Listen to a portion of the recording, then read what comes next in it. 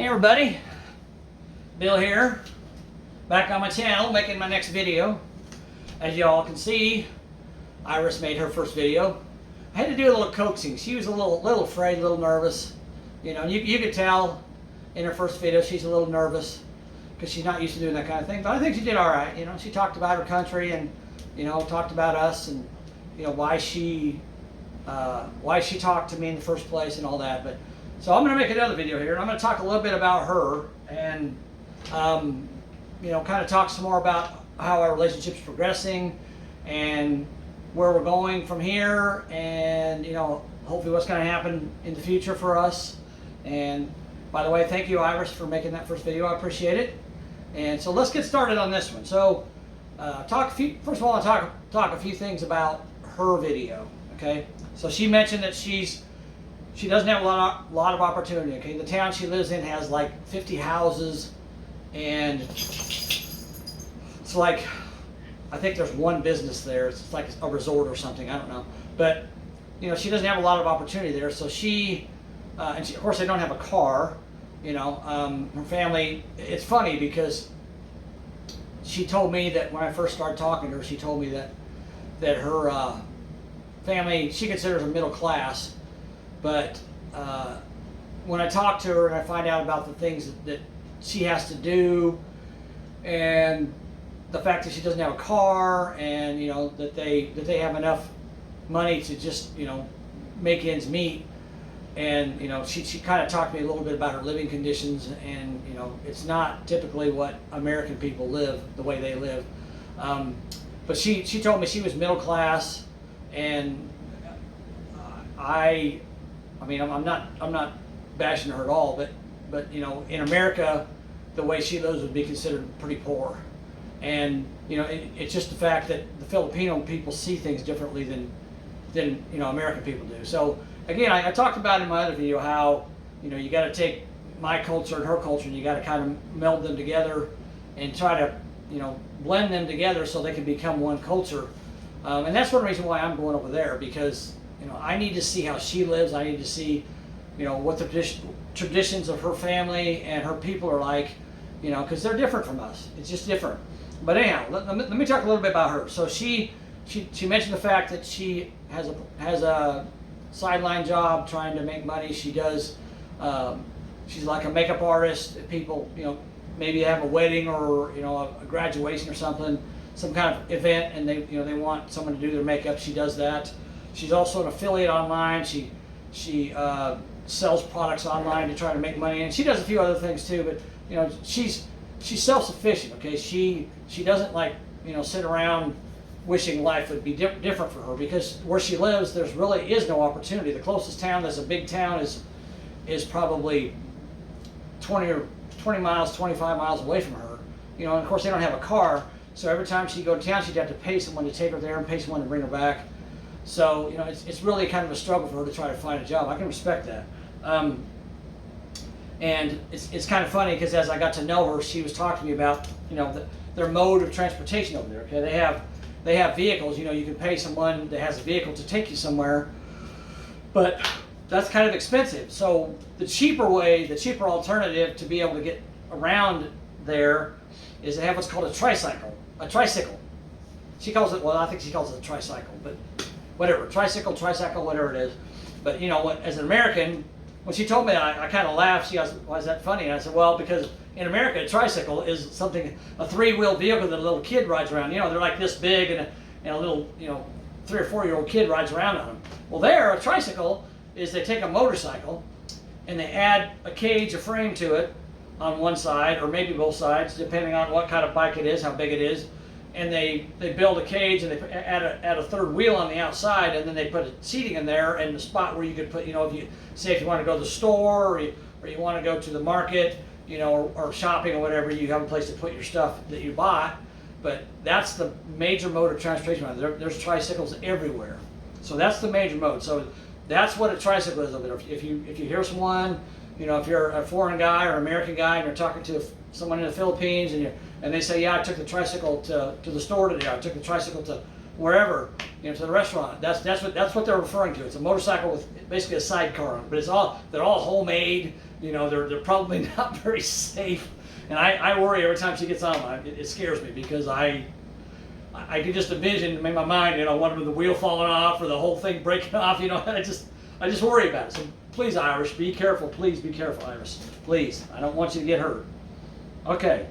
So I talked about the fact that she considers herself middle class, even though they don't even have a car. They struggle to make ends meet. And I'm not going to say a whole lot about her lifestyle because I want her to show you how she lives day to day, what she does day to day, just to get her day to day chores done, things done around the house. It's a whole lot different than what I do. So I've shown her my house. I've shown her, you know, my amenities, I guess you could call them. I mean, to me, they're everyday life in America. But she's just fascinated by what I have here. But she's very excited about coming here, and I'm excited about her coming here. I really am. So anyhow, she talked about her view of American people, how, you know, they kind of put us on a pedestal and like we're a god or whatever. Which I kind of snickered when I heard that. But you know, I understand because, you know, the country they live in is I guess you could call it a third world country. There's parts of it that are modernized, but a lot of it is. I mean, I've gone with her. She's taken me with her on video tours. You know, she's had me on video chat, and she's taken me to this farm that her sister has, and showed me how, you know, they cook food and how they process things. They have chickens there, that, you know, and they have all kinds of trees and different animals, and they grow a lot of their own food, but it's very, very down to earth, so to speak. They use a lot of hand tools to do things. Obviously, there's no tractors on this farm. Everything's done by hand. All the planting is done by hand. Hold on a second. My phone's going off. Hold on. Okay, sorry. I'm back. So anyhow, you know, on this farm, they have these very, you know, they use a lot of hand tools and stuff. It's just very, I guess you call it primitive. But, you know, I'm very, very interested in going over there. I've always been fascinated with cultures where people still don't have modern amenities and they don't have modern machinery and modern equipment. I mean, obviously in the city they have, you know, construction equipment, and, you know, they build roads over there, so they have road building equipment. I'm not saying they're like, you know, the Stone Age people, nothing like that. But in the province where she lives, or the country where I live, same thing. A lot of people that live there, they have a meager living, so to speak, and they can't afford, you know, a lot of expensive things. A lot of people, if someone has a tractor, if they can afford a tractor and their neighbor needs it, they probably ask them to borrow it or ask them to come over and do whatever they need to do with them, you know, because it's just there's just not a lot of that there, because a lot of people their income is low enough that they can't afford it. So but when I get over there, I want to go with her to her family farm and do some videos. And actually, she's done a video on her farm, and it's probably going to be the next video you see, because she's gonna upload it on today or tomorrow. And after I make this one go live, then a couple of days later I'll put her video on about her farm life. So if you guys like it, you know, subscribe to our channel. We're starting to grow here. We're starting to pick things up. But, you know, it's just really interesting to talk to her about, you know, things, culture, and how things are different. We've talked about so many different things, but I'll get into that later. And she mentions in there that she had met a couple guys online, but she just had a conversation with them. She never met them in person. And she said they were white guys, so please don't get offended by what she said. She's not racist at all. But, you know, she has the right to choose who she wants to be with, and, you know, I think that's one reason why she likes me, is because she likes white men. I mean, I've got a tan, and she told me that she wants me to not have a tan when I come see her, because she wants me to be white. Which I don't like that, because if I go to the Philippines, I'm probably going to spend a lot of time on the beach or out in the sun, and I don't want to burn like to a crisp, so I'm getting a tan a little bit. But it's funny how she says it, you know, she doesn't mean it in a racial way at all, so please don't be offended by that, okay? I'm sure I'm going to get a little bit of negative comments about it, but she's not racist at all. She's just a sweet woman, but, you know, she knows what she knows. She wants what she wants, and I can respect that. There's nothing wrong with that. And so anyhow, she met a couple guys online and had a conversation with them, and I know one of them came to visit her. I think he was from Italy or something, but they just when she met him, he wasn't really what she thought he was, and so they just, I think they went out on one date and hung out for a little while, and then she never saw him again. Now the other guy she's talking about that she had a little bit of a relationship with, he's from the UK, I think, and she had a relationship with him for a little while. I don't know how long exactly, maybe, I don't know, 6 months or a year, something like that. And he was a businessman, and he was going to come to the Philippines anyhow, so he spent a couple days there, and they went out a couple times and spent some time together. But she told me, she said, I just never really felt like that I had a connection with him. You know, I just never felt like that there was you know, a deep connection. She thought there would be, because when they talked online, it seemed like they had a lot in common and things like that. And that's probably why she's a little nervous when she talks to me still, because, you know, she's a little hesitant about, you know, obviously she tried it once, it didn't work. So, you know, it's easy to talk online and, you know, and be friendly with someone and have a good conversation with them. It's a whole lot different story when you meet them face to face. But I try to be honest with her and, you know, talk to her the same way I would talk to her, you know, face to face. I'm not trying to hide anything from her. I don't try to pull any punches with her. I just try to be honest with her, you know, and I think she's the same way with me, you know. So you know, I'm definitely looking forward to meeting her. But anyhow, this guy, she met him, and she spent a couple days with him, and she told me she just never really felt like this close connection with him, and she tried to be, you know, close to him a little bit, not really in a deep romantic way, but, you know, just to try to grow their relationship a little bit, because he was only there for a couple days, but it never happened. And when he left, she actually told me she was going to break up with him before he even left, because she just didn't feel it, but she couldn't bring herself to do it. And then after he got back home, she told him, you know, it's not going to work. I'm not. You're not the guy for me. And, you know, I mean, she's told everybody before in her other video that she wanted to be with an American guy, and he was from the UK. So that may have been part of it. I don't know, but you know, that was the decision she made, and she was. She's been single ever since she broke up with him. She's been single, and I think that's been about a year and a half before she met me. There's a couple other guys in between. Again, she was talking to them online. One guy was from America, but she thought he was kind of a little bit arrogant. And there's another guy from Australia, and he wanted to come see her, but she just wasn't feeling a connection with him, and I don't think she wants to live in Australia anyhow. So that didn't work out. But so now I'm in the picture. So anyhow, you know, she talks about the fact that she's never dated a Filipino, and she has nothing against Filipinos. She's got 3 older sisters. They all have Filipino husbands. She's got Filipino friends that are guys. You know, she doesn't have anything against them. She just made the decision that she didn't want to date a Filipino man. She wanted to be with a foreign man, and that's fine. That's her decision. So, you know, it's not like she has anything against them either. That was her decision she made. But other than the boyfriend that came to visit her and spent a couple days with her, she's never really had a physical relationship with a man. So when I go see her, I mean, we've talked quite a bit now. We talk every day, and it's been almost 2 months that we've known each other now, and we talk every single day. Most of the time, it's twice a day.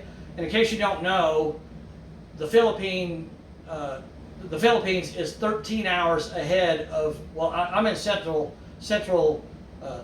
Midwest America, so the time zone that I'm in is central. So she's 13 hours ahead of me. So right now it's 8 o'clock in the evening here. So it's 9 o'clock in the morning tomorrow morning there. So it's kind of a tough thing to juggle our schedule. So if you're talking to a Filipino online, if you're an American guy, especially if you're an American guy, you have to understand there's a big difference in the time. I mean, when I'm sleeping, she's awake. When I'm sleeping, she's awake. So it's a big difference. So, you know, I'll be in bed in another 3 or 4 hours, and because it'll be midnight and it'll be 1 o'clock in the afternoon there. So you know, there's a big difference in the time frame. So you have to remember that. What was I going to say? I was going to say something else too. So anyhow, I'm going to be. So our feelings have developed to the point to where, you know, we're telling each other we love each other, and obviously, you know, I mean, I really do feel a love for her. I don't know if it's the kind of love that I can make last forever, but I think I can, because, she's a very sweet woman, and you know, we have a lot in common.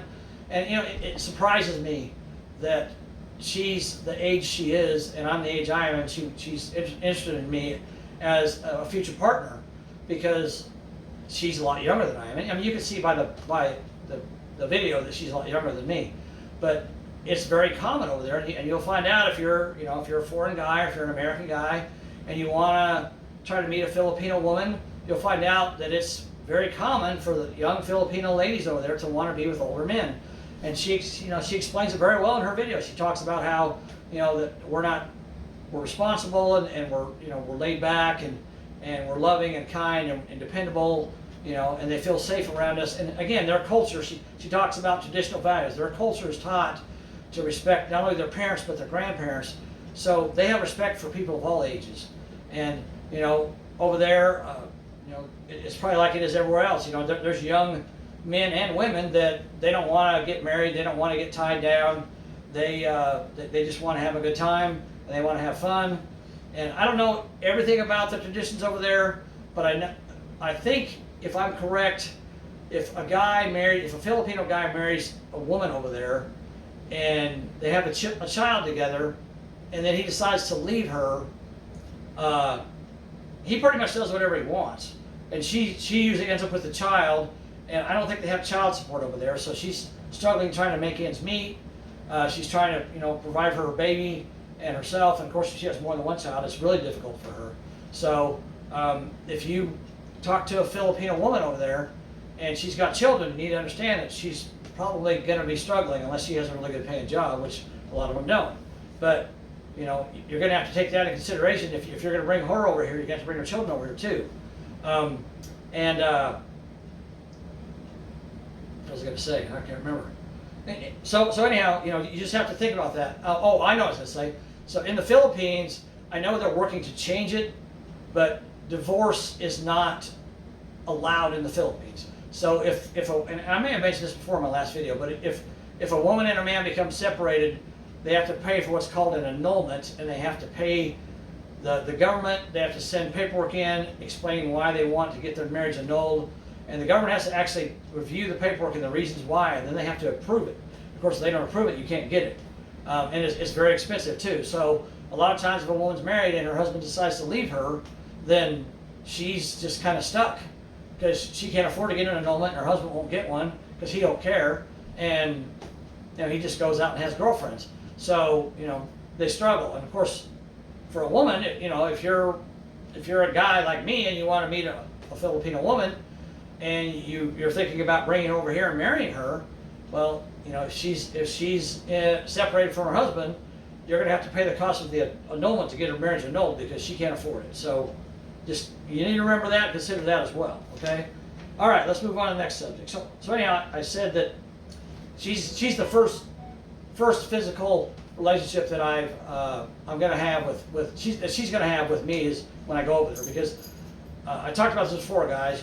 If you're going to go over there, you know, and of course it's not for everybody, but in her case, she's really kind of lucky that she decided to let me in her life, because I'm retired and I can go over there and spend time there. My plan is, at this point, is to go over there at some point in the future. I'm not going to say when yet, but it's not going to be too long down the road. I'm going to go over there, and I'm actually going to rent an Airbnb for a couple of months, and I want her and I to be together in the Airbnb and just, you know, basically live as a couple, so we can see what our day-to-day life is.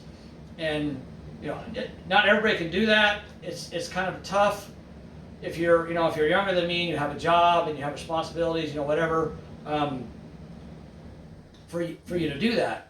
But if you want to go over there to the Philippines, if you meet a woman, a Filipino lady, and you want to go over there and see if she's going to be the right one for you, you really need to go over there and spend as much time as you possibly can. Because I talked about it before, it's very expensive. I'll just tell you right now that I've spent about $1,500 buying a round-trip plane ticket over there and back. It's not cheap. And I've got other expenses involved with that too. The Airbnb was, you know, a couple $1,000s. You know, it adds up quick.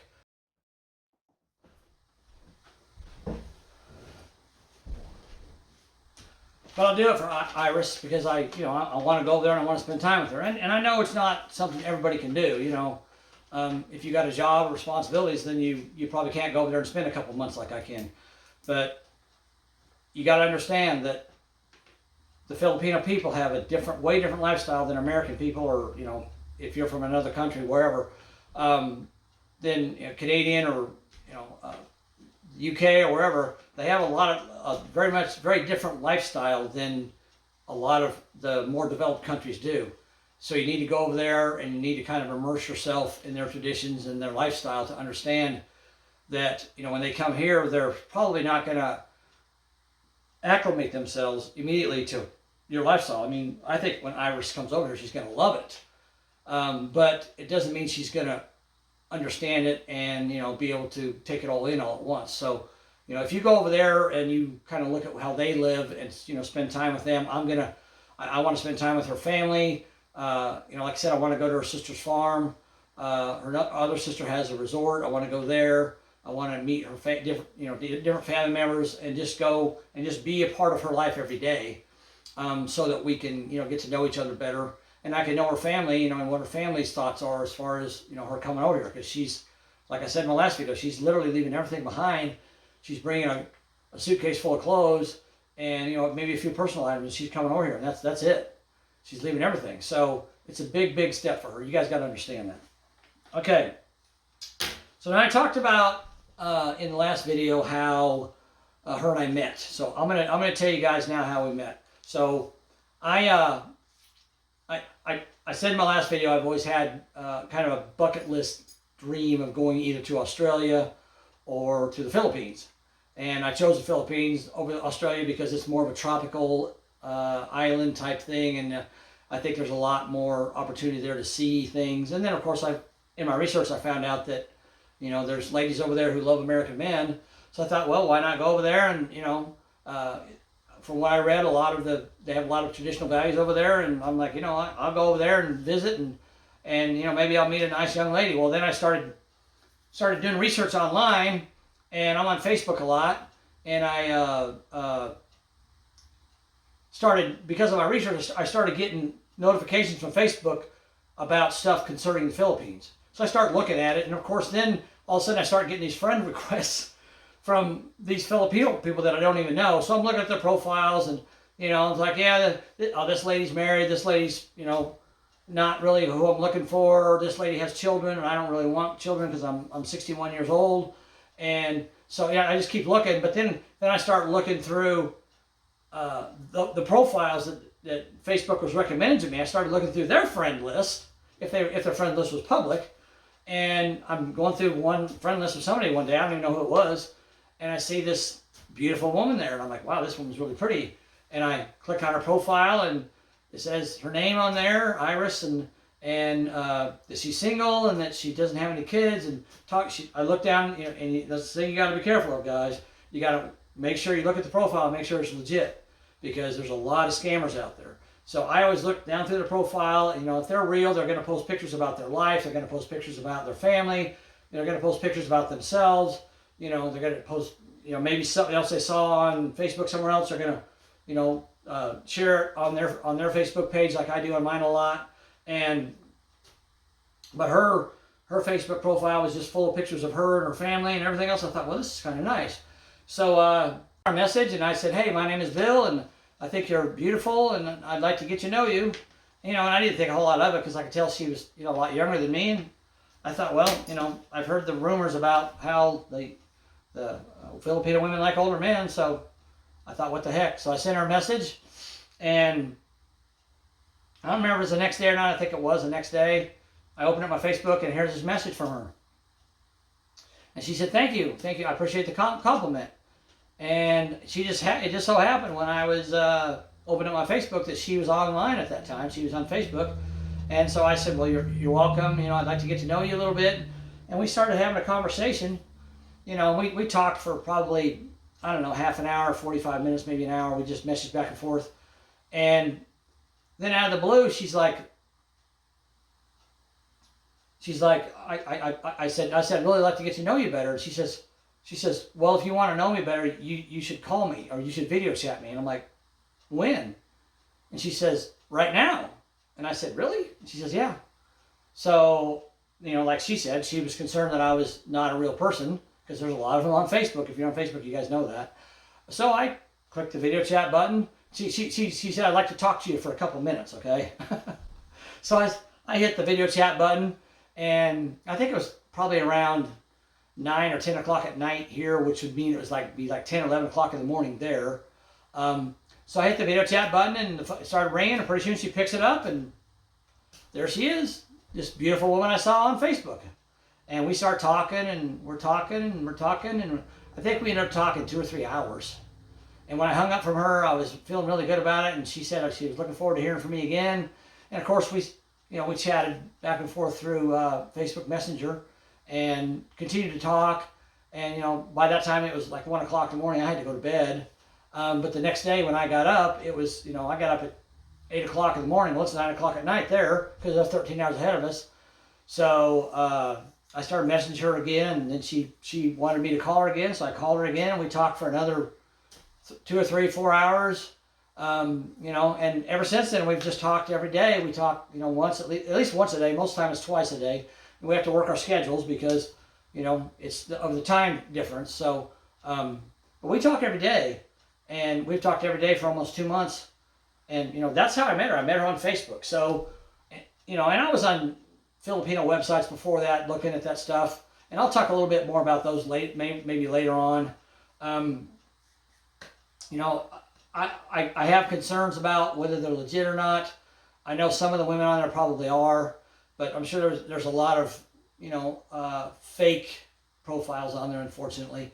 So I was really hesitant about paying the money that they want you to pay. Sometimes it's not cheap to get on there and actually talk to people. And on one of them, I tried to call customer service. They have a phone number on there. I tried to call customer service several times, and all I ever got was a voicemail, and no one ever called me back. And no one ever made an effort to get in touch with me. And they're like, well, you can email. I'm like, I don't want to email you. I want to talk to you, because I can talk to you and get all my questions answered in 30 minutes. And if I email you, it's going to take me 3 weeks, because I got to wait for you to respond, and then I got to send you another email back. I don't want to do that. So some of them are probably okay, but you got to be careful about those websites. But anyhow, I just never spent the money on them, because I just never felt comfortable. So if you're a guy like me, and you're an American or a foreign guy, and you're single, and you're interested in maybe meeting a Filipino woman, get on Facebook and start looking up stuff about Filipino life, or whatever things to do in the Philippines or whatever. And if Facebook's with you like it is with me, pretty soon you start getting all these friend requests from people in the Philippines. You'll start getting information about the Philippines, and you can start looking through people's friends list. If you see somebody you think's nice, don't be afraid to say hi to them. I mean, like I said, I don't know if Iris has told you her age yet. I've admitted that I'm 61, but I'll let her tell you when she's ready. But I will say that she's a lot younger than me, a lot younger. And so, hopefully this gives some guys that are my age hope. I don't know.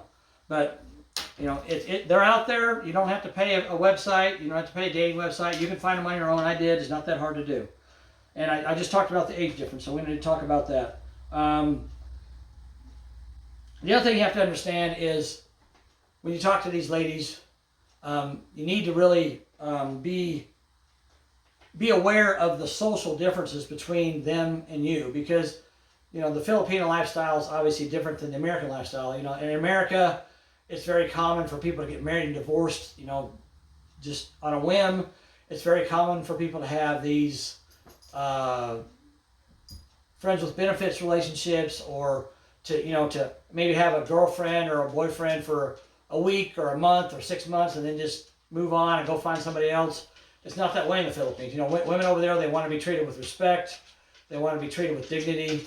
And, they're looking for, if they're talking to you, they're looking for someone they can spend, probably the rest of their life with. They're not looking for, a temporary thing. Obviously, like I said before, if Iris comes over here, she's going to give up her entire life to come over here. So that's not an easy thing for her. It's not just a decision you make on a whim, So you have to cultivate your relationship with. If you talk to a Filipino woman, you have to cultivate it, and you have to be kind and respectful to them, because if you start asking them sexual questions, or being asking personal things about them right away, they're probably just going to block you. So you have to remember to just take it slowly and just try to learn about their life. When I talked to the first probably 10 times that I talked to Iris on the phone, on video chat, I just talked to her about her family and what she does for a living, and asked her to show me, about her life, and, just different things about her. I never talked to her about dating or being my girlfriend or anything. And it took quite a while for me to ask her to be my girlfriend, because I wanted to feel like she was comfortable with that. And now it's progressed beyond that. And so, we're very comfortable with each other. We can kind of read each other's minds. And, I know her lifestyle enough to know, what things make her happy, what things bother her.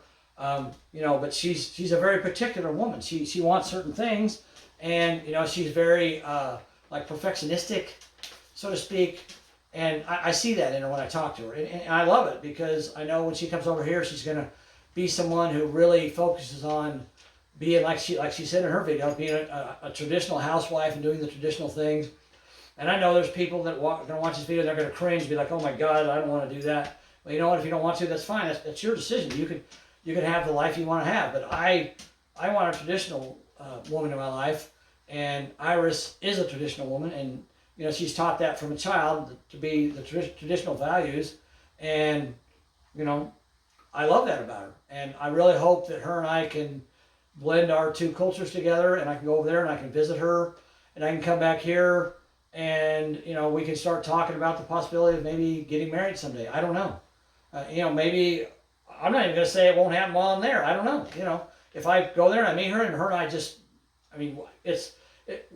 when I go there, it's not going to be immediately. I said that before. I'm not in a rush to go.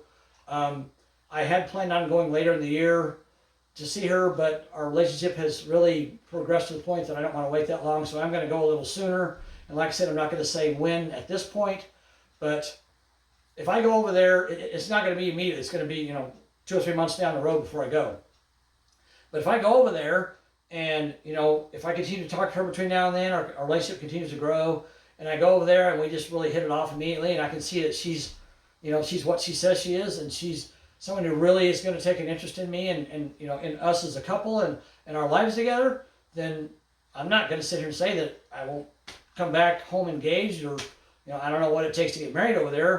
I'm sure it's probably, well, I do know a little bit about it because I've talked to her about it, but it's not like America, where I can go to town and I can get a marriage certificate, a marriage license, and I can get married that afternoon, and I can turn it in the next day I'm married.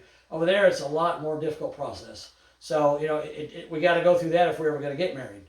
So it's just very time consuming and expensive, and it just takes a lot to get it done. But you have to remember, guys, these ladies are from a whole different world than you are. So you have to be respectful for them. You can't talk to them the way you talk to an American woman, or a woman from whatever country you're from, is what I'm saying. And again, I talked about the fact that she's a traditional woman. She taught traditional values, and there's going to be some controversy. I'm sure I'm going to get some haters on here that talk about that's stupid or whatever. Well, that's your opinion. That's fine. But they're taught traditional values and respect for their elders, all the way up to my age, and beyond. They're taught respect for all of their older people, because they looked at people like me as having a world of wisdom that I can pass on to them. And I've talked to her before about it, how I can teach her how to be successful in her life and how to save money. And I've taught my children, when they were young, I taught them the value of a dollar. And if you know what I'm saying, when I say this, you'll know what I mean. The value of compounding. And I'm going to teach that to her when she comes here, because I've told her, I said, I know you're a lot younger than I am, and you're going to outlive me most likely, but if I want to know that when I'm gone, that you have all the tools in place to be successful, that you already have a good nest egg built up for yourself so you can take care of yourself, and if you continue to do what I teach you, you're going to end up, I'm not saying you're going to end up a millionaire, but you could end up very wealthy. And especially if after I'm gone, if she decides to go back to the Philippines to be with her family or whatever, then over there she'll be very wealthy, because it doesn't take a lot of money, American dollars, to equal a lot of money over there.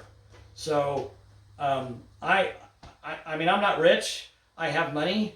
I have money put away in a retirement fund, 401k, and things like that. But if I went to the Philippines, if I sold everything I had here and I went to the Philippines and lived, I would be a multimillionaire over there. And you know, we've talked about that. We've talked about the possibility of maybe buying a condo over there down the road if our YouTube channel takes off. I need you guys to watch. If our YouTube channel takes off and we start getting people interested in our channel and we start, you know, monetizing it and making money off it, we talked about possibly buying a condo over there and living there part of the year and then living here part of the year so we can each see our respective families. And then when we're not there, we can rent it out like an Airbnb or something, you know, like that. And, you know, I mean, the possibilities are endless for her, you know. And if that happened, you know, when I'm gone, she could always go back there and continue to rent out that Airbnb year round and just live with her parents or find a small apartment somewhere or whatever. And she could do very well. She could have a very good financial future. And she sees that in me. She sees that I want to help her do that. And, you know, that's what you got to understand. If you're going to go over there and you're going to meet these women, you got to give them something, a reason to want to come be with you, not just because you're American or you're a foreigner and, you know, you live this life that they look at, they put on a pedestal, so to speak. You know, they want a future. I mean, over there in the Philippines, they're taught to save money and to, you know, plan for their future and to try to, you know, be successful. And they're very hardworking people. That I don't even know if they have any kind of retirement system over there for the elderly. I'm sure there's probably people over there in their 60s, 70s, 80s that are still working because they have no other means of income other than working. So that's what they're taught. They work very hard their whole life. A lot of their work is very hands-on. It's very manual labor type work. And, you know, it's tough. And it's tough to live over there. So if I can teach her those values here, and if you bring a lady over here, you want to be able to teach her those values too, because if you can help her be a success over here, and if you're a lot older than she is, like I am with Iris, then when you're gone, she can choose to go back to her homeland and, you know, have a nice little nest egg she can survive off of, hopefully the rest of her life. So, you know, that's important. And I talked again about the cost to visit her, you know, about the plane ticket and the Airbnb. You know, I'm going to stay, you know, for a couple of months. I'm not just going to stay for a couple of weeks. And I didn't want to get a hotel room. I wanted to have a place where we could actually spend time as a couple, where we could, you know, stand in the kitchen at the stove together, cooking together. We could do laundry together, and we could live literally as a couple. And so that's why I chose the Airbnb, because a hotel room, you know, you're going to be eating fast food every day. I want to eat food that she's cooked, and I want to cook food for her that's American food, so we can, you know, we can see how our cultures are different. They eat a lot of vegetables, they eat a lot of fruit. You know, in America, we eat meat all the time. Hamburger is my favorite meat. I love a good steak. She's probably, I don't even know if she's ever even had a steak in her entire life. And I asked her if she would like me to make her a steak, and she's like, I'd love it. And so when I get over there, I'm going to go to the store and I'm going to try to find a nice, big, juicy steak. And the place that we're renting does not have a grill. So I asked the owner, I said, do you mind if I buy a grill? And he's like, no, go ahead. So I'm going to buy a grill, and I'm going to go to the store, and I'm going to buy some steaks, I'm going to buy some hamburgers, I'm going to buy some hot dogs, I'm going to buy some brats if they have them, and I'm going to, you know, whatever else, chicken leg quarters, I'm going to buy all that stuff, and I'm going to bring it back to our little house, and I'm going to cook on the grill for Iris. I want you to taste American food, Iris. I want you to taste it. I want you to see what it's like. I want you to see how good it is. You know, and I told her, I said, I want to go to the store, and I want to buy traditional Filipino, you know, fare, traditional Filipino foods, and I want to go back to our place together, and I want you to cook for me and cook, you know, traditional Filipino food for me, because I want to know what you like, what you're used to eating. One thing that's kind of funny is I love milk. I drink milk all the time. I drink probably at least a couple gallons a week. And when I met her, she was drinking stuff, and I asked her, I said, what are you drinking? She says, I'm drinking milk. And I'm like, oh, okay, so you buy milk and you put it in the refrigerator? She goes, no, it's powdered milk. So they buy powdered milk and they mix it with water and they drink it. And that brings up a very important point that I need to make to you guys right now, okay? And I've read this and heard about it from several different people. If you're going to go to the Philippines and you're going to stay there, do not drink water out of the tap. Do not put water in your mouth out of the shower. You need to brush your teeth with bottled water. You need to drink bottled water. You need to cook with bottled water, because the water over there is not nearly as clean as it is in other places. They have microbes in there. Now, the people over there, some of them could probably drink the water over there and get away with it because their bodies have adjusted to it. Their immune system is adjusted to it. But if you're from a foreign country, especially from America, they have really strict standards as far as water goes and being able to drink it goes. So if you go over there, just remember to drink only bottled water, cook with only bottled water, brush your teeth with only bottled water. Don't drink water out of the faucet. Don't drink water out of the shower head because you'll end up in the hospital. So that's just a fair warning to you. Okay, that's just a quick thing I wanted to say. And let's see. So I talked before about how when I go over there, I'm going to be basically her first physical relationship. I mean, we're going to live together. That's our plan at this point, is to live together as a couple. I'm going to be the first man she's ever spent time with. And I understand she's terrified. You know, she's worried about it. She keeps saying, I don't know if I'm ready for this yet or not. One part of her says that, but then another part of her says, I want to meet this guy. So, you know, I understand, and you guys need to understand too, that, you know, if you're going to date a younger Filipino woman, you may have the same situation I'm in. I don't know. But you need to understand that you need to be very patient with them. You need to understand that you need to, you know, you don't need to push them to try to be sexual with you or to try to be, you know, do things that they're not ready to do. I told Iris, I said, you know what? I said, look, I said, when I come there to visit you and we're living together in this house, I'm not going to do anything unless you ask me to do it, because I don't want you to feel uncomfortable. I don't want you to feel like I'm trying to pressure you into doing it. If you want to sleep in a separate bed from me, that's fine. I don't care. I'm not there. I'm not spending the money I'm spending to go to the Philippines to have sex with you. I don't care about that. If it's meant to be, it'll happen. I'm there to know your heart, to live with you on a daily basis, to know your personality, to show you my personality. But at the same time, I want to be kind and respectful to you, and I want you to get to the point where you just really feel comfortable around me and safe around me, because I don't want you to feel like that I'm trying to push you into doing anything. So you need to remember that, guys. If you're going to go over there, you know, I mean, if you want to go over there for sex, it's there. You know, you can find it you can find it just like you can find it anywhere else. But if you're gonna do that, you probably need to go to the city like Cebu or Manila or some of the bigger cities, because that's where you're gonna find, you know, the girls that just want to crawl in bed with you, and that's what you want. That's fine. I mean, it's there. It's not hard to find, you know. But I'm not looking for that. I really want to have a relationship with a woman who is someone I can spend my life with, and, you know, we can grow together in our hearts and, you know, in an emotional way before we try to grow together in a physical way. So Iris, I just want you to know again that I'm not going to push you to do anything you don't want to do. I want you to feel comfortable around me. I really love you, and I want to know you with my heart, and I want you to know me with your heart. I want you to feel like you can trust me, that you're safe around me, you know. And I really, really appreciate the fact that you're willing to leave your family and come and be with me, because it's a big step, and I appreciate that. So I'm going to wrap this video up. I'm just trying to think of anything else I could tell you guys at this point. Iris is going to do a video about her farm life with her sister's farm, and, you know, we're going to continue to go back and forth with our videos and, you know, talk about things. I still need to talk about